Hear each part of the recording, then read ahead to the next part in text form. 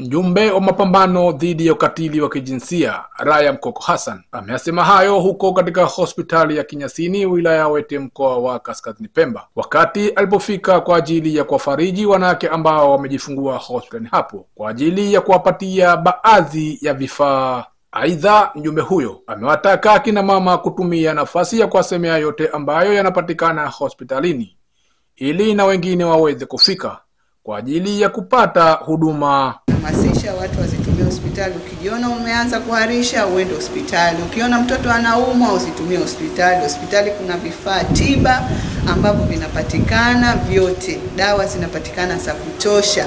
Madaktari wapo wa kutosha, wahudumu mbalimbali wapo. Wamekuja kujifungua. Na wale wa mama ambao wamekuja na watoto wao, wawe ni tunasema ni kama role model kwenda kuyazungumza kwenye jamii husika, ili jamii waweze kuzitumia hospitali zetu inavyotakiwa. Pema daktari dhamana hospitali ya Kinyasini Bedoui Nasser Mbarku amemshukuru mjumbe huyo kwa kumka mkono Wizara ya Afya kwa kuwasaidia akina mama ambao wamefika kwa ajili ya kujifungua, huku mmoja wa wazazi akiwaomba wahisani wengine kujitokeza katika kuisaidia jamii.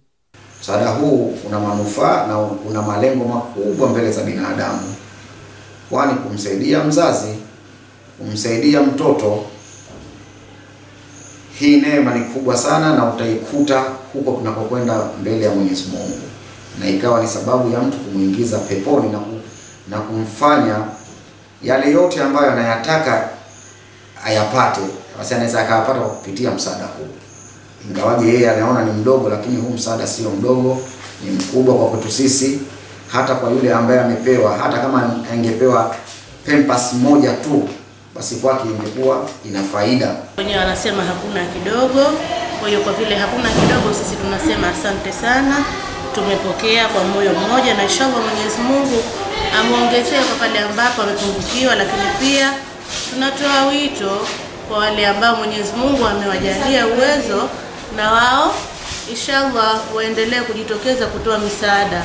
Lucy Fabian ni katibu wa Umoja wa Wanawake Tanzania wilaya Wete, ambaye ameshiriki katika zoezi hilo.